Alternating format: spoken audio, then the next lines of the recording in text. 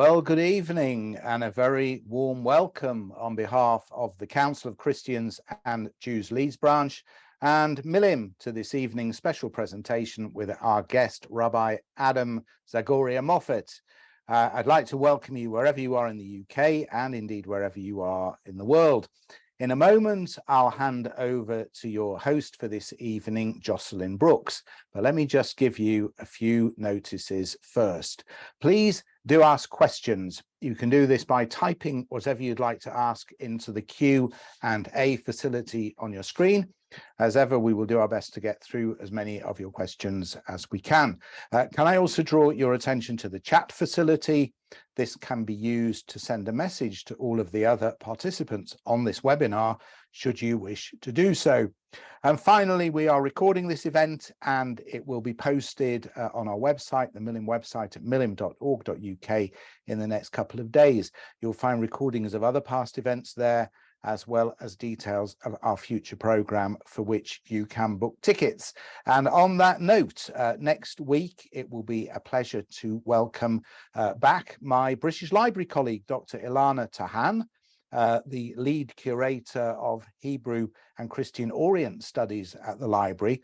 Ilana will be speaking about some of the Hebrew collection with specific reference to ketubot, which are, of course, marriage contracts. And then the following week, on the 24th of July, Richard Charkin, founder of Mensch Publishing and author of My Back Pages, will be our guest. Richard has 50 years experience in publishing, and I'm very much looking forward to our conversation.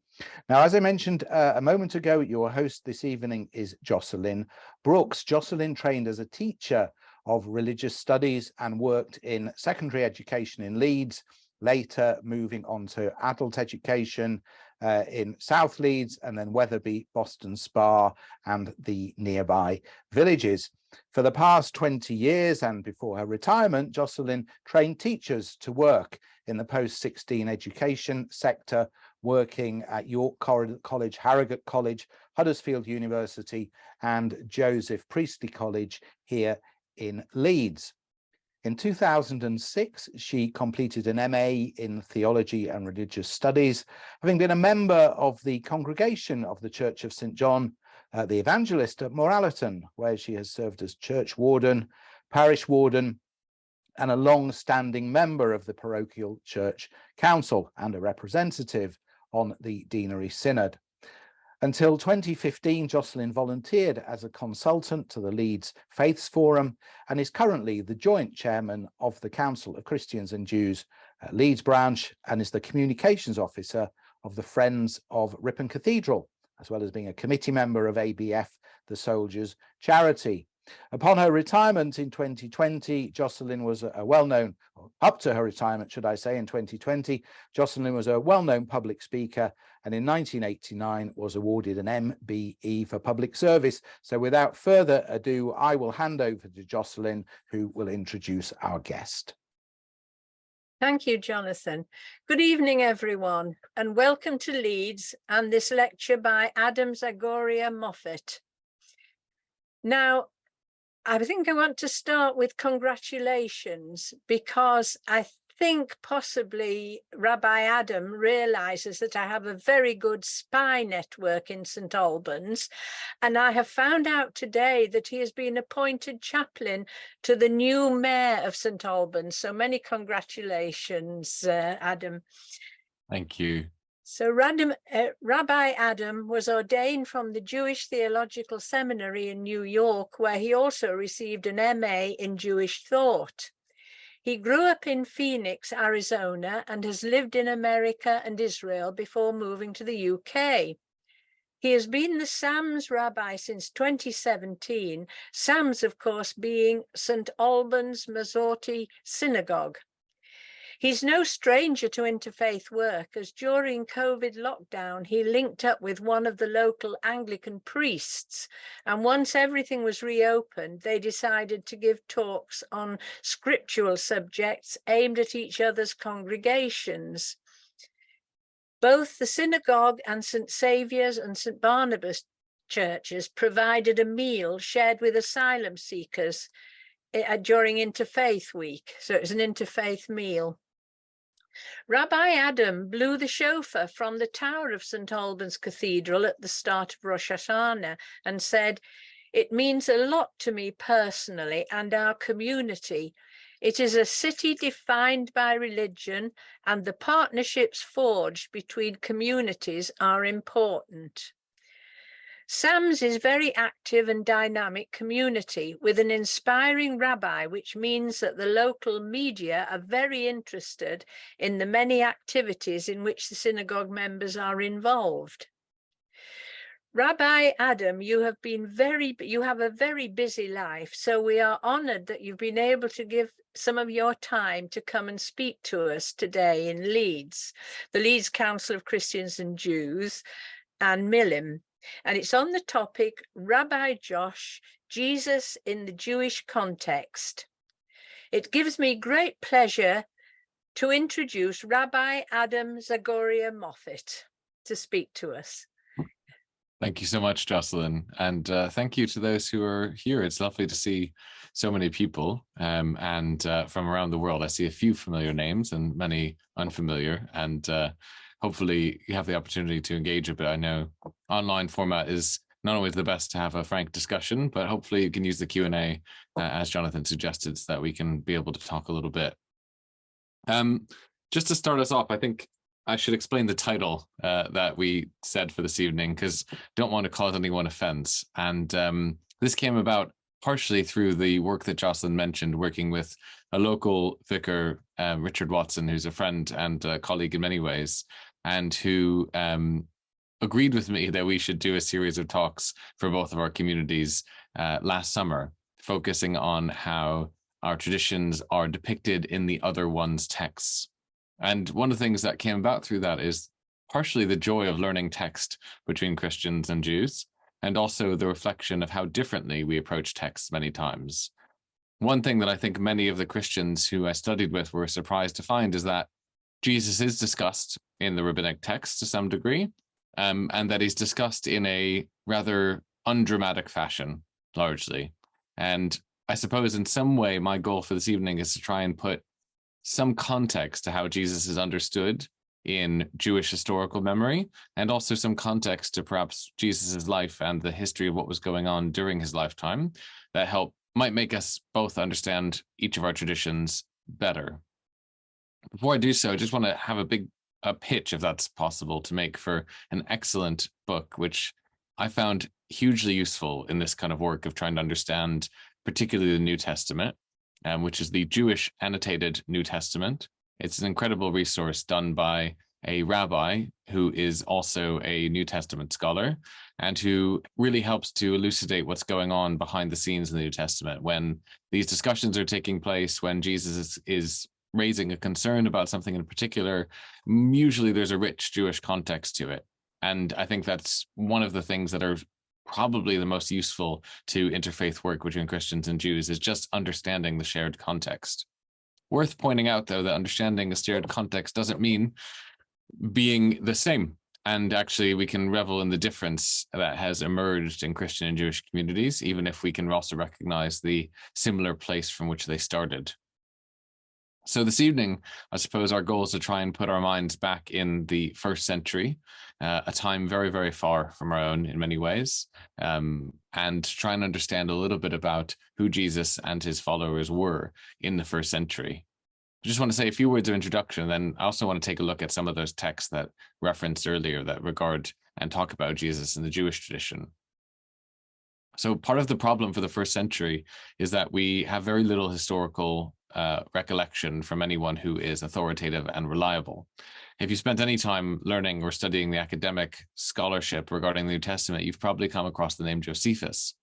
And Josephus was and remains an amazingly fascinating and challenging character, one of our only real witnesses of the events of the first century in Roman Palestine, and one of the only people who gives us any sense of what was going on at the time from a somewhat outside point of view. In reality, like any author, historical or otherwise, Josephus has his own agenda and his own context and his own background. And indeed, Josephus is himself someone who originally was a rebel fighting against the Romans on behalf of the Jewish armies, who then turned tailcoat and changed sides and worked for the Romans, and became so favored because of his traitorship that he became a court historian in the Roman emperor's household. The result being that he took a Roman name and adopted a Roman lifestyle, and decided towards the end of his life that what he would do is try and write down the history of the people that he had once fought for and then fought against. So he's a really tremendously complicated figure, someone who we can't really trust in many ways. And yet we're left with a real lack of any other sources to help show us what was going on. But one thing that's really important is that Josephus tells us, and it's probably pretty well attested, his characterization of the sociological background of the time is that the Jewish community in the land of Israel was divided into 4 sects, he calls them. In reality, there's 2 sects, each of which has an extremist element off to the sides. So the 2 mainstream sects were called the Perushim, which are known in Greek as the Pharisees. Perushim means separatists, and we'll talk more about why exactly that is in a minute. And the other mainstream sect were called the Siddukim, translated into Greek as Sadducees, or transliterated rather. And the Siddukim, which means righteous ones, had a very different point of view on the essential questions of Judaism during their time than the Perushim. And what we need to understand before we can even consider where Jesus fits into this picture is actually what were those questions that people were obsessed with during that time? What were the things that people were looking for and talking about? What discussions took place at the marketplace? What was it that was central to people's discussions over the dinner table? Much as you could characterize our own time that we live in by what people talk about and worry about and think about, we can do the same with that time. And the Perushim and Siddukim are both answering questions around Jewish life in different ways. The questions are largely around the idea of sovereignty. So again, we're going to go a little bit further back, but only just to give us some context. There was briefly a Jewish united monarchy which had complete sovereignty over the land of Israel, very briefly, during the time of King David and King Solomon. We're really on the borderline of attested history when we deal with King David and King Solomon, as we have very few records that have emerged in the archaeological findings that help support what we know of David and Solomon from the biblical account. But regardless, we can be pretty confident that there's some truth to the biblical account in the idea that the 12 tribes of Israelites were unified into one confederacy and established one united monarchy, which lasted for a very short period of time. In reality, it probably lasted for about 75 years, right? There was about 75 years between the 10th and the 9th century BCE when there was a united, undivided Israelite monarchy, which was actually quite powerful. The reason it was powerful is because of the central strategic role of the land of Israel in between what was then the 2 biggest empires of the time. To the north, the Assyrian and later Babylonian empires, and to the south, the Egyptian empire, which had been well established for by then thousands of years. The united monarchy under David, but mostly under his son Solomon, was quite a powerhouse in terms of local foreign policy. But on Solomon's death, as anyone who studied the Book of Kings will recall, the monarchy is divided, the kingdom is split, a civil war emerges. And from then on, for a very long time, things gradually get worse and worse and worse. And you have a split not only in the state apparatus of what was the Israelite monarchy, but also in the religious foundations of society. By the time of 722, the Assyrians come and invade the northern kingdom, which is weakened thanks to its civil war status, carry off 10 out of the 12 tribes, as we know. Less than, well, about 100 and some years later, the Babylonians show up and more or less do the same, a little bit longer, to the southern kingdom of Judah. They finally successfully defeat the siege of Jerusalem and destroy the temple in 587 BCE. When they do so, it marks the end of any Jewish sovereignty over the land of Israel for quite some time. After the Babylonians, the Persians arise and defeat the Babylonians, and Cyrus the Great gives the Jews permission to go back and build their temple, but they still don't have sovereignty. Sovereignty is the key. Even in the Persian period, Jews are relatively well treated and allowed to return home, but are not given sovereignty over the historic land of Israel. And it's not either the case the Persian period, or in the successive period of Alexander the Great and the Hellenistic empires that follow him. There's a brief window when there's a return of Jewish sovereignty under the Hashmonaim, the Hasmonean dynasty, what we celebrate at Hanukkah with the Maccabees, where they do actually restore Jewish sovereignty to the land of Israel, but they very quickly backslide into Hellenism and into subservience to the local empires around them as well. So it's a very short-lived period there. Again, maybe 75 years of Jewish sovereignty during the 2nd to 1st century BCE. That again is eroded thanks to pretty poor foreign policy choices and the entanglements of the early Roman Republic and then Roman Empire. And ultimately, the position we find ourselves in the year 0, which is an arbitrary year from the Jewish point of view, but is itself 1,000 years after this romanticized historic kingdom of united confederacy, is actually a deep desire to restore sovereignty in a genuine and significant way.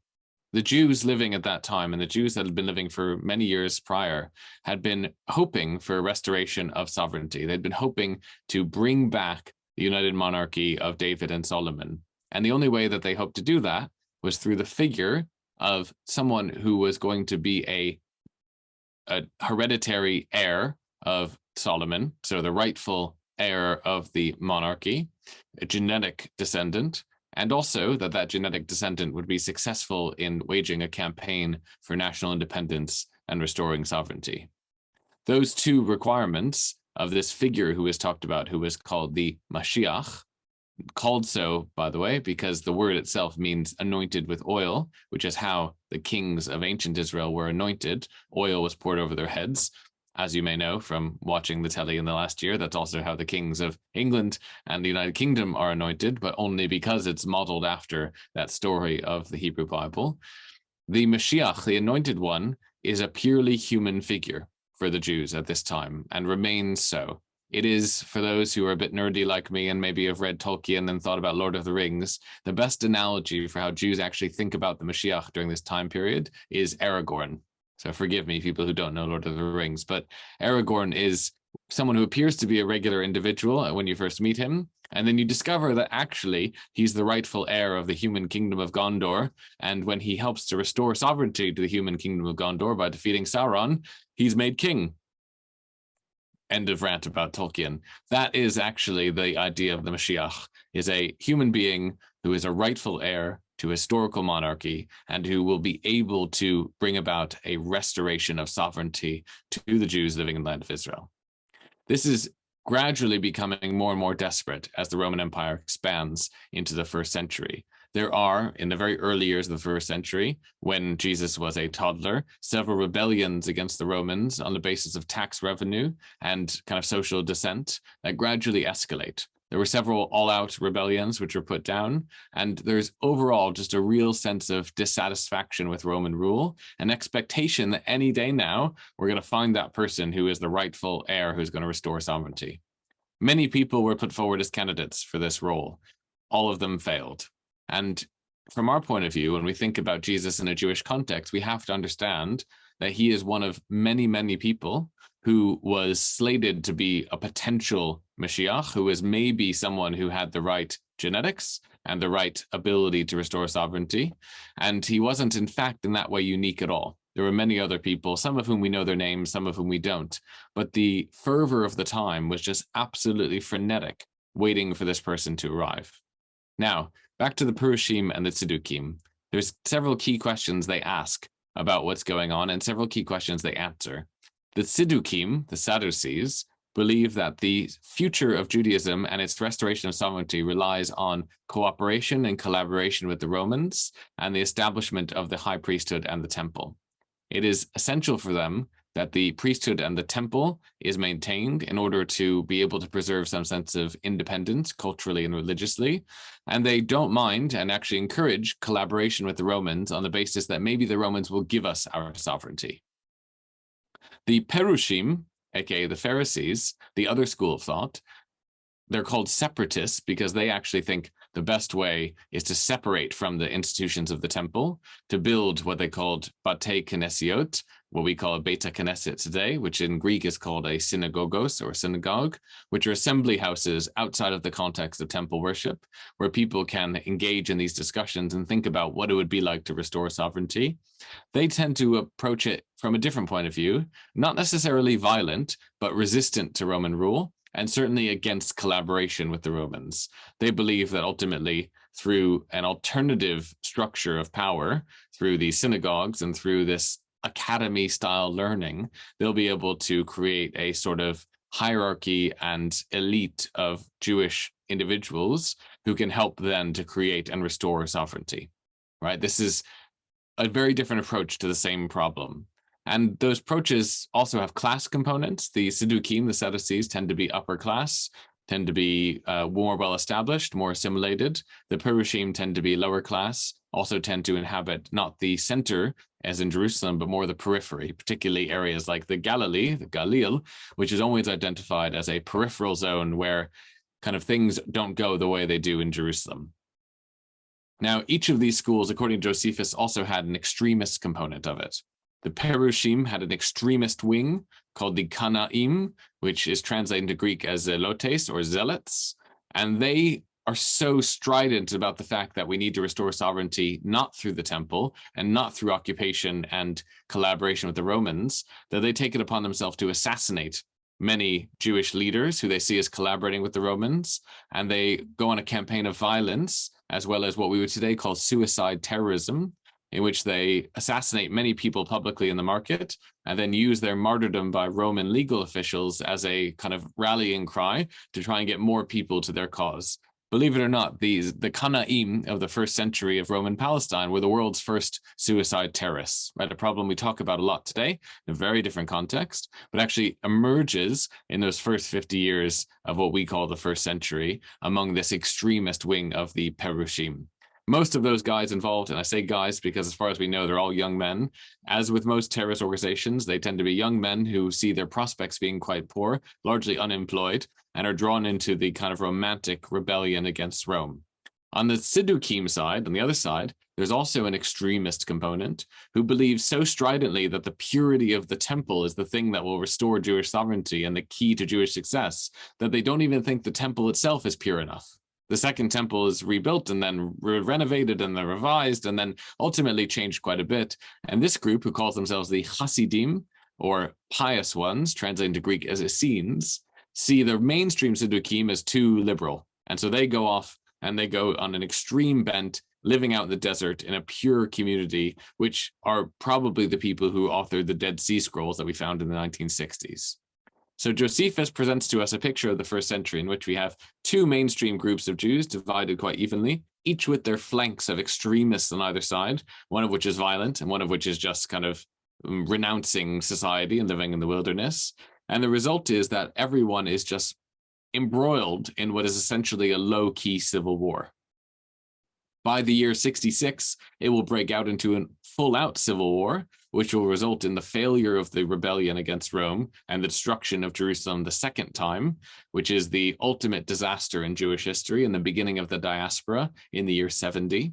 But between the beginning of this period, and for us, the key moment, which is the year 70, there is the entire lifespan of one of the rabbis who makes up the Perushim school, a fairly mainstream Perushi rabbi who gets called by many names, but is mostly known by his nickname Yeshua, which is the short form of the Hebrew name Yehoshua, Yehoshua being Joshua, short form Yeshua being the equivalent of today Josh. And as a result, what I want us to think about is, who is Rabbi Josh? Very long way of explaining the title of this evening in order to get a sense of what we mean when we talk about Jesus in his context in the Jewish community of the first century. Now, I'm going to do two things. I'm going to turn on the lamp because I realize it's getting very dark in here. And then I'm also going to share my screen. There we go. That's a bit better. So what I want to do is take a look at a passage from the Talmud and talk it through a little bit. And then hopefully we'll have a chance to kind of ask and answer any questions about this key thing. I can see there's already some popping up, which is lovely. So hopefully everyone can see this. Jocelyn, give me a thumbs up if you can see that. Yeah. Amazing. So what we have here is what's called a sugya, right? A section of the Talmud. The Talmud is an incredibly disorganized book, if anyone studied it. And it's very hard usually to kind of parse out what's going on. And so what you'll see right away in the English text here is that some of the words are bolded and some are not.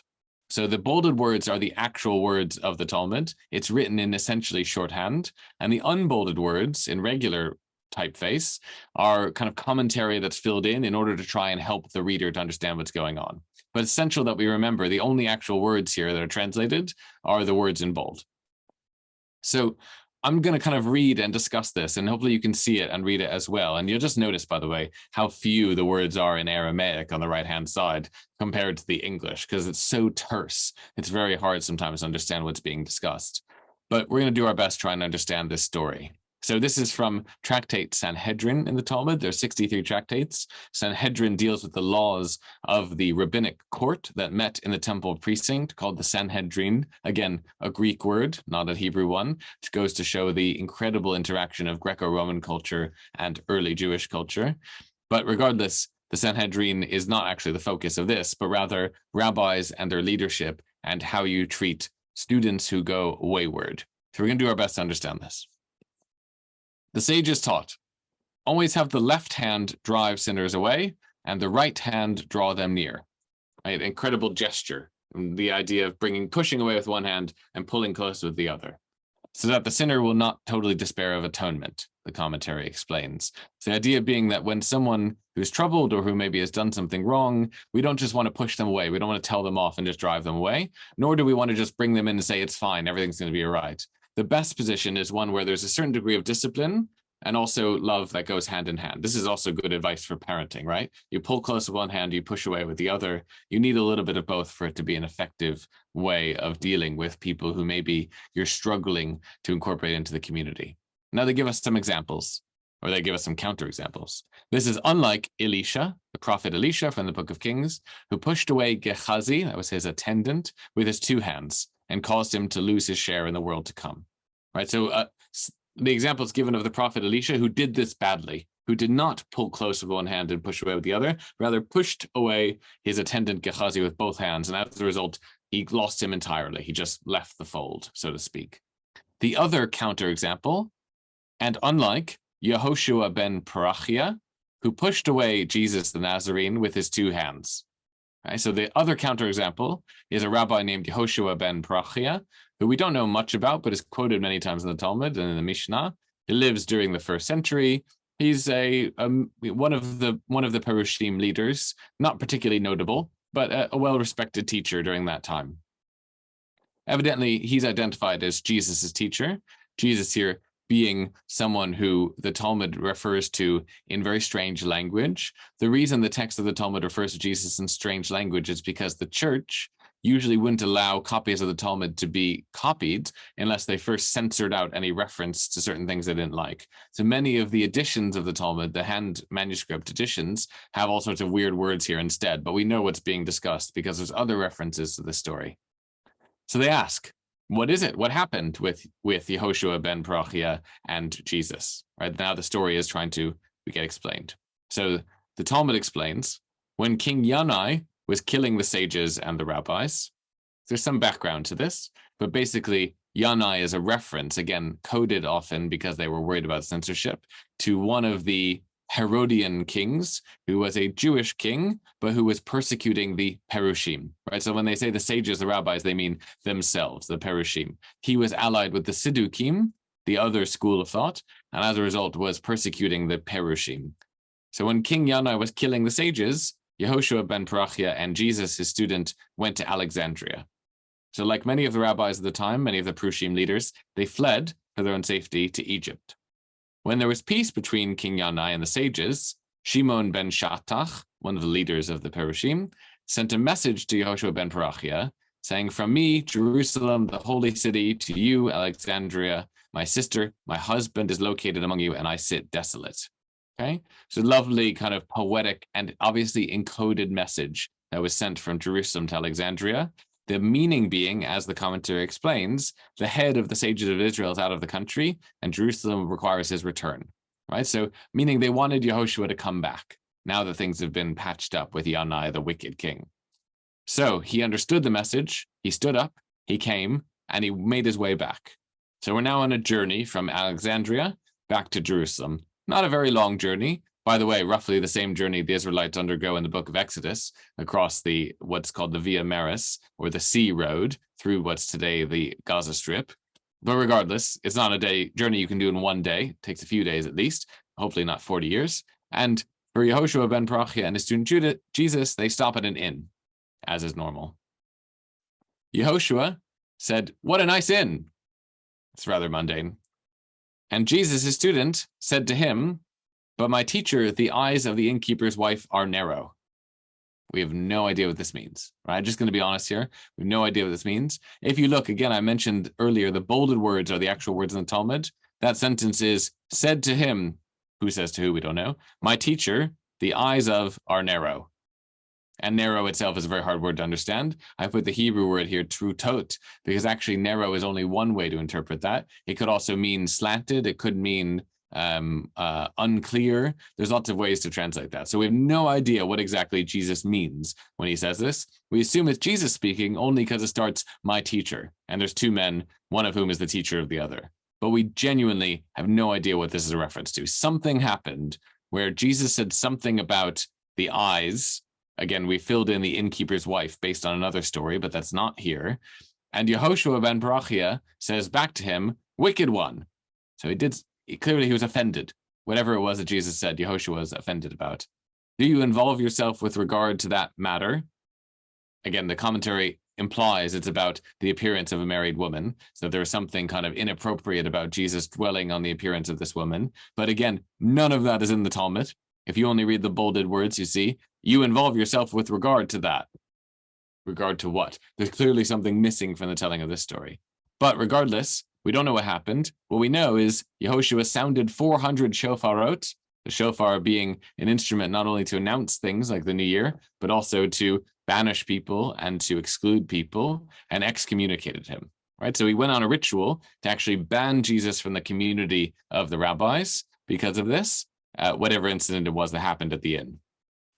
Jesus came back before Yehoshua ben Parachia several times and said to him, "Accept my repentance." Again, we're filling in a lot here. You can see the language is very difficult.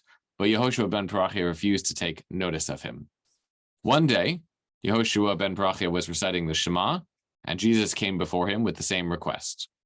Notice how much is not bolded. Yehoshua ben Parachia intended to accept his request, meaning that day he was going to say, "Yes, everything is forgiven. I'm sorry. Let's make up." But actually, he signaled him with his hand to wait. Right? So he said, "Hang on a second," because he was finishing his prayers.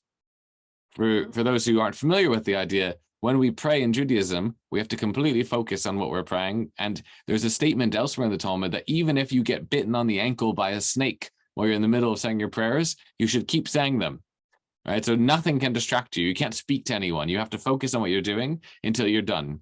So he managed to give a little gesture. You might imagine in today's kind of visual vocabulary, he kind of held up his finger to be like, "Just hang on a second."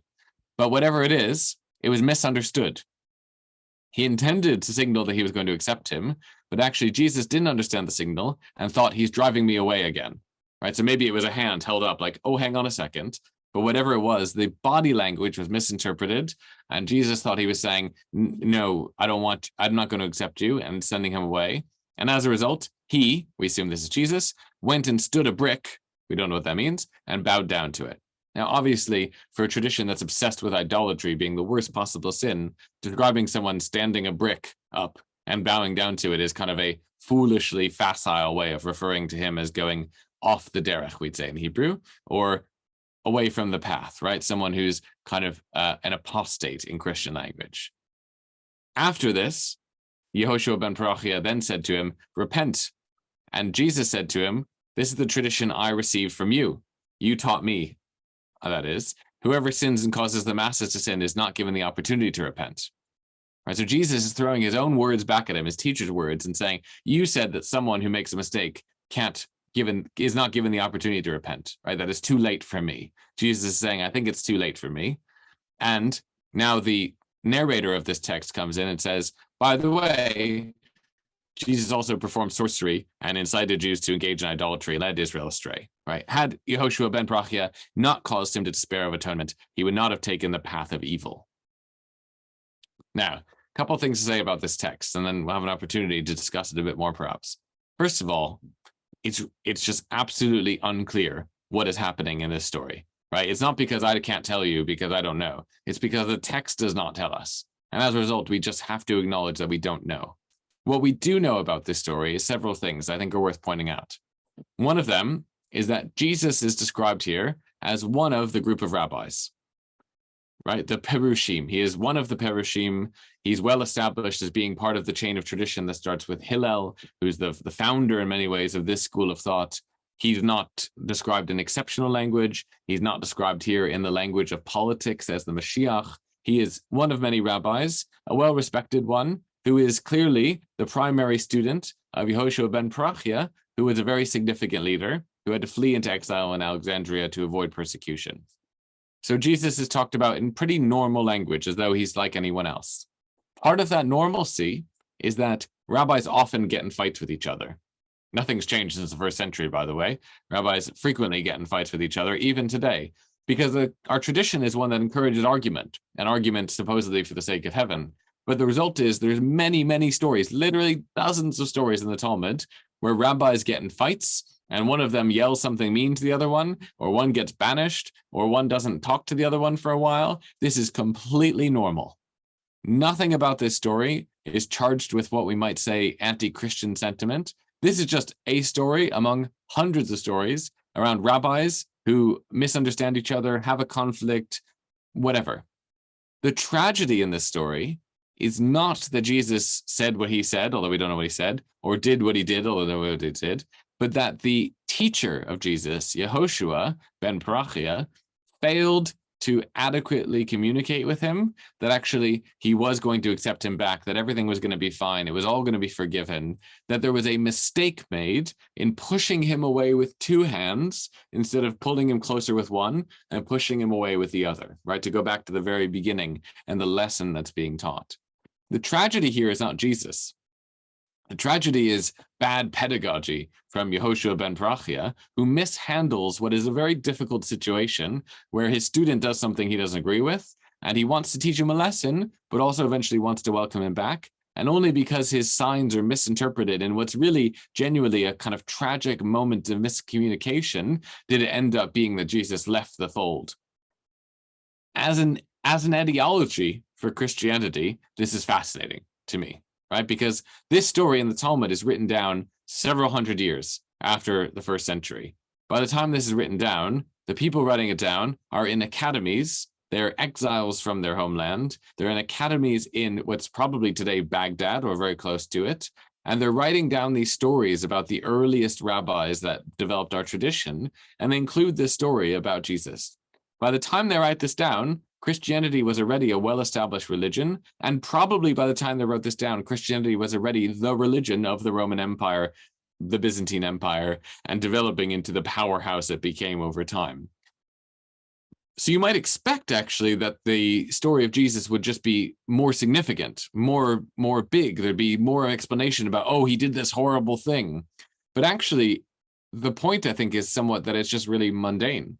Jesus is just someone who made a mistake, and then mistakes were made by his teacher, and then ultimately it kind of got out of control and was exaggerated to the extent that he fully left the community. And in fully leaving the community of the Prushim, he ends up creating his own circle of friends and students, which is independent from the established community of the Prushim. Several things to say about this, and then we hopefully get a chance to answer the questions. I can see there's already a few. One of the things to say about this is that Jesus is one of the Pharisees, right? And this is a common misconception when we read the New Testament.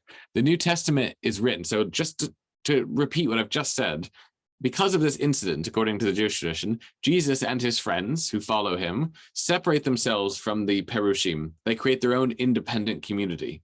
As a result, when they talk about the Perushim, they're talking about it with resentment, with frustration, with anger, but it's also a community of which they are essentially still a part. Jesus is still trained as one of the Prushim. His friends and students are all themselves from the community of the Prushim. Actually, many of his friends and students are from the extremist wing of the Prushim, which we talked about earlier, the Kanaim, the Zealots, and many of their names disclose that, right? The nicknames in Greek are translations often of the Hebrew.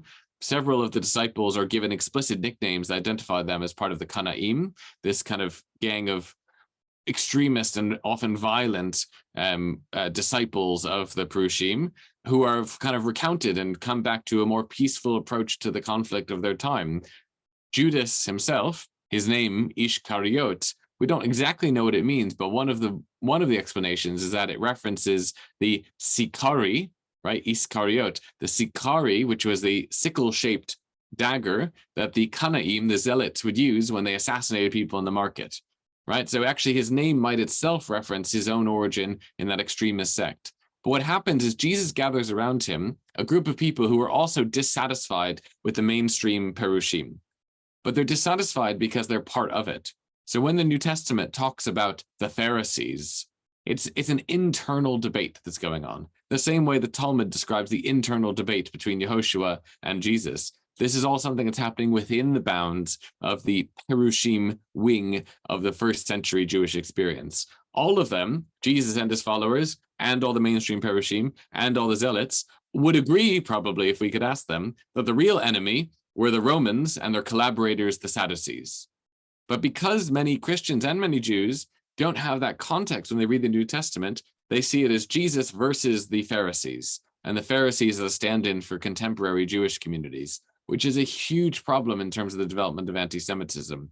The reality is, put in the context from which it emerges, Jesus is having an internal debate around the key questions that everyone in his society is debating around sovereignty, how to restore Jewish sovereignty, what does it look like to talk about God's kingdom, how do we bring that back? Jesus is one of the people who encourages us to think about it metaphorically rather than literally, the kingdom of heaven becoming an idea rather than an actual political project. And also the followers of Jesus who develop his mission and his message take the idea of the Mashiach, the anointed human king who is descendant of King David and going to establish physical political sovereignty, and again, turn it into a more metaphorical, more allegorical idea in suggesting that the Mashiach is some sort of supernatural savior figure, which of course Jesus then becomes identified with by his followers. So we have a fascinating window in some way into how the ideas that were circulating during a very difficult time were filtering back and forth between all of these emerging groups, many of which were not existent for very long, and all of which were engaged in this very fraught political debate, the key question of which is, how do we restore Jewish sovereignty to the land of Israel? What are the priorities in that fight? Do we fight against the Romans or with them? And as usual, unfortunately, most of the fights that were had were not between Jews and the occupying Roman forces, but between one group of Jews and the other. If anyone's seen the movie Life of Brian, and I expect some people have, unfortunately, from my point of view, that's probably the most accurate movie about first century Judaism that's ever been made, is the comical, ridiculous nature of everyone fighting with each other about things that are actually quite foolish when the real enemy is largely ignored. You know, the first provisional Judean People's Army and all the ridiculous ways in which all of these people are fracturing and fighting. That's really what was going on in many ways. And that's what we see from the Jewish sources that lament a period of time during which there was so much conflict inside the community of Perushim that actually it was impossible for Jesus to remain as one of the students of Yehoshua, that burden falls on Yehoshua for being rather bad as a teacher in setting a good example of how to deal with a wayward student is also a key moment for us to recognize the relationship as it forms and the emergence of two distinct interpretations of the questions of the first century. Last thing I'll say, and then we're going to open up for questions, is that Jews often, and I'm as guilty of this as anyone else, like to think about Judaism and Christianity as a parent-child relationship. That Judaism was going along just fine, and then Christianity split off and became something else. The reality is, Judaism from the time of David and Solomon was going along just fine, but gradually began to just completely fall apart. And in the last few centuries BCE and the first century CE, biblical Judaism, the Judaism of the temple, of the land of Israel, of the sacrifices, was completely falling apart. And out of it, there was just a cataclysm that developed. And like any catastrophe in history, it tends to lead to a lot of creativity. And the reality is there was a solid line for a long time of biblical Judaism. And then what happens at the end of the first century is that line forks and goes two ways. one of which, following the mainstream Perushim, becomes the rabbinic movement and what we today call Judaism, the other of which, following Jesus and his small group of followers, which quickly grows because of the ministry to the non-Jewish community, becomes Christianity. What's amazing, of course, is reflecting on the fact that so many of the other voices in that first century, all of the Siddukim, are gone, right? They don't survive the first century. All of the Kanaim, the Zealots, are gone. They all die in the siege of the temple. All of the Hasidim, the Essenes out in the desert, are gone. Their vision of abstinence and chastity doesn't actually lead to much procreation and, as a result, success of their community. Every interpretation other than two Perushi, Pharisee interpretations of Judaism are gone. And so actually Judaism and Christianity are much more siblings in their way of both assessing the questions of the first century rather than parent and child. And that's ultimately what makes it so fruitful to learn from each other's texts. But most important about learning each other's texts, what I've seen in learning with Father Watson and with the church community here in St. Albans, is actually that you have to have the context on both sides, because without that, you can't really understand what's going on. So hopefully we've provided a little bit of that this evening, only really an inkling, and really happy to address any questions that people might have about anything we've said or stuff we haven't said as well. I can see there's a few in the Q&A box. If it's all right with you, Justin, I'll just kind of field these. Or unless you want. Can you see those, Adam? Yep. Helen Phrase is the first one. Right. So Helen said, can you repeat the years of David and Solomon and advise years of Moses, please? Absolutely. But with the huge disclaimer that all of these years are very non-specific and historians do not agree on exactly the years. What I would say and what I typically teach when I talk about this is that Moses, we should think about Moses as living sometime between 1300 to 1200 BCE. And we don't know exactly when, but let's say 1200 BCE, just as a benchmark. From the time of Moses, it takes several hundred years for the Israelites to conquer the land of Israel after their 40 years in the wilderness. We have the book of Joshua, of Judges, of Kings, of Samuel, and ultimately the time of King David is roughly, very roughly, around 950 BCE, and Solomon towards 900, early 880s, etc. Somewhere around there is where we find David and Solomon. Now, there's a lot of different interpretations about exactly what the years are, and we haven't been able to find any artifacts that are able to help us date it in any real way. But somewhere between 1000 to 800, for about a 75-year period, there was the first and probably the only real Jewish sovereignty over the land of Israel until 1948. Right, so that's an amazing thing, perhaps, is that we're now in another 75-year period of Jewish sovereignty, a very long way from David and Solomon. Philip has asked, do we know when Bavli Sanhedrin was written?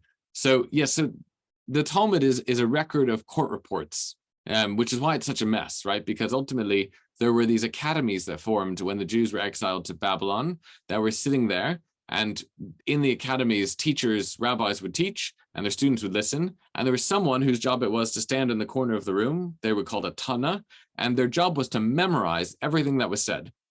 So the Talmud is actually just remembered court reports by ear of someone who was listening to all these rabbis have a discussion and debate and tell stories and whatever, and then tried to remember all of it.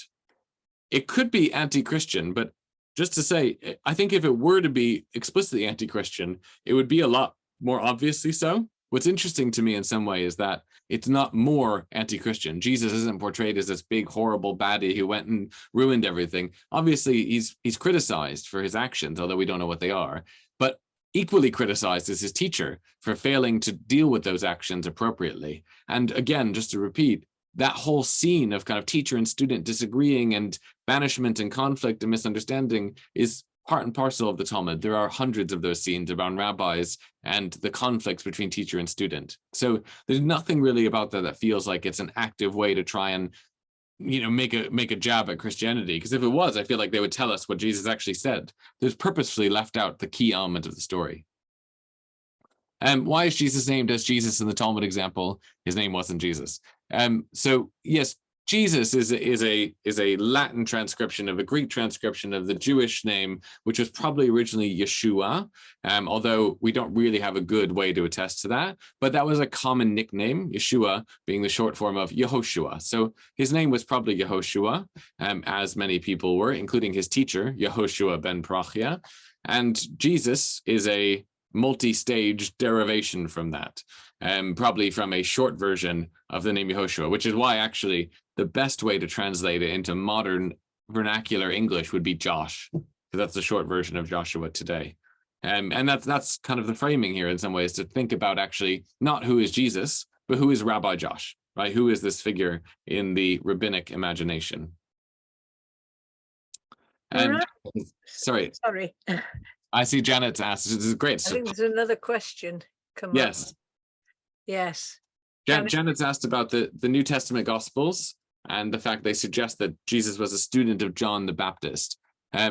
So super interesting, by the way, because John is not someone that we have any real records of that I'm aware of. But what we do have, so what we know of John from the New Testament account is that he was somewhat unusual in many ways, right? Lived outside of the society, was kind of a wandering, wild, holy man, and that he was absolutely obsessed, as we know, with immersion in what's called a mikvah, or a body of living water. That's the whole idea of his baptism, right? Again, not a Hebrew word, but a word that's referenced to a Hebrew concept, in living water in the Jordan River. So the idea of immersion in a mikvah goes back to Leviticus and was very, very common. And there was lots of mikvaot. You can actually still see them in Jerusalem today. There's lots of mikvaot where people would go to immerse themselves in order to remove this idea of ritual impurity. We talk about purity and impurity in Leviticus and in Jewish tradition. There wasn't any sense that this was about cleanliness or dirt. It was rather it was about association with death, actually. Any contact with death made one impure. And the only way to remove that contact was to immerse in water. So the people I mentioned earlier, and I see Raymond's asked a question about the Essenes in the context of John the Baptist. It's probably not wrong to say that John the Baptist had some relationship with that group of extremist Sadducees, the Siddukim, which I referenced earlier, called the Hasidim, the pious ones. Hasidim gets translated into Greek as Essenes, transliterated rather. So what we know about the Hasidim that lived out in the desert where the Dead Sea Scrolls are found is that they were absolutely obsessed with mikvaot, that they had many different sociological practices in terms of marriage and family, and often didn't marry and kind of lived outside of society's confines, and also that they valued living in the wilderness. So all the characteristics we associate with John the Baptist as a figure in Jesus' story is actually things that were associated very closely with the Hasidim community of extremist Sadducees, Siddukim, that lived in the desert. And very likely there was some relationship there. Whether it's a one-to-one, we don't really know, because actually it was such a chaotic time and there's so many fringe movements, again, Life of Brian, that it could have been that, John has similarities with the Essenes just because there were lots of people doing the same thing, but he's not necessarily part of that community. We only have Josephus to go on, so we don't really have enough information. But there's no doubt that he's associated more with that sense because of what we see him doing. And interesting that Jesus, who comes from the Perushi school of thought, ends up taking as his teacher this extremist Sadducee, right? Sadducee. So we have an interesting kind of movement of Jesus between all these groups. We talked about the four groups, and Jesus is someone who brings friends from the Kanaim, who were former terrorists, we might imagine, and also has a teacher who's from the Hasidim, might be John the Baptist, and talks with everyone and engages between all these different levels of society, and is really trying to promote, let's say, a fifth way that's not really one of these four schools, which is what's quite interesting and original in many ways about the teachings that are recorded of Jesus in the New Testament, is he doesn't quite fit into any of the schools we know. Penny's asked, is this the only place Jesus appears in the Talmud? And no, there's other places, and there's references to the story elsewhere, but none as detailed as this. It's often a passing reference.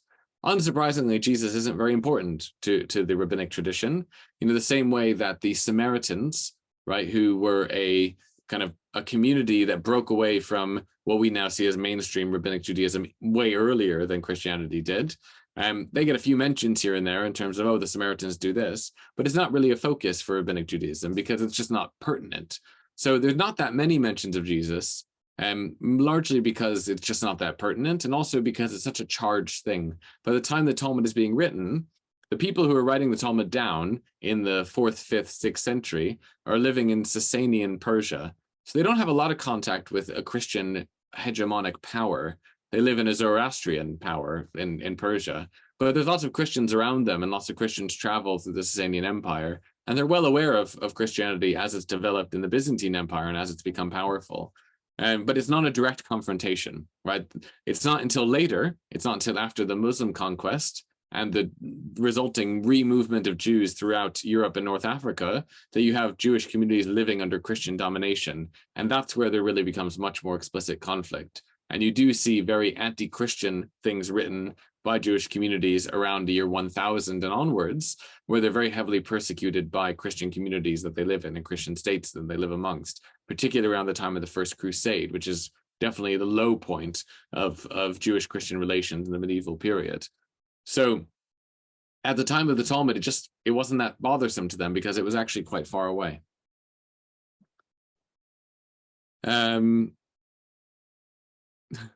see have we dealt with Raymond's question? We did, yes. I think as best as we can say they're probably on the same page, but we can't say more specifically, unfortunately. Yeah. Right. Thank you very much. Are there any more questions for Rabbi Adam? Right. Well, I would really like to thank you so much for a fascinating lecture. The sign of a good lecture is always leaving people wanting more.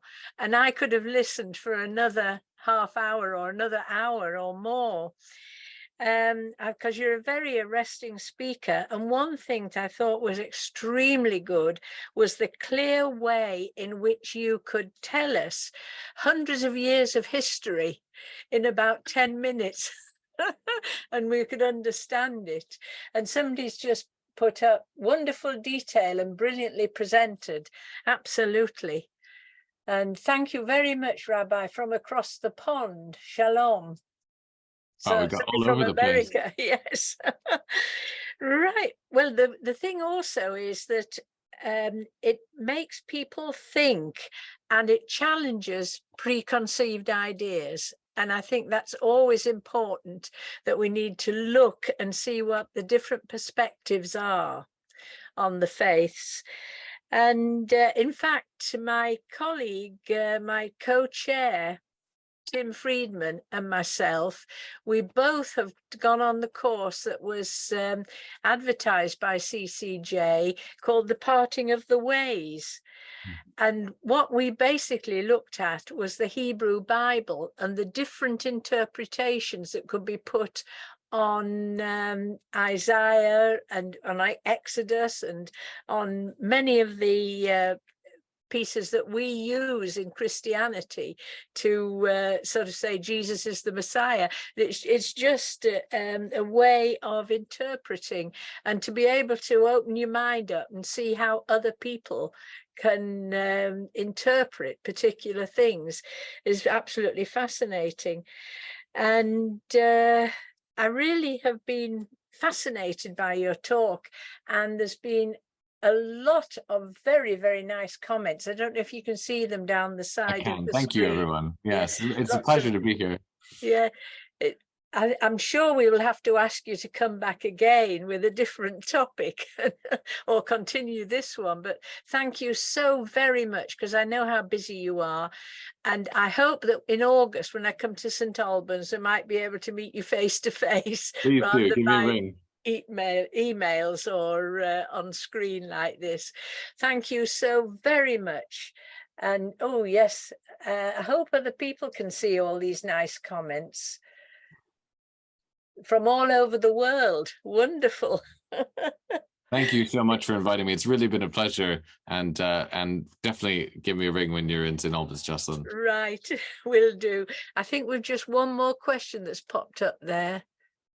Oh, it's somebody saying how brilliant it is. Okay. Well, we know how brilliant it was. Thank you very much, Adam.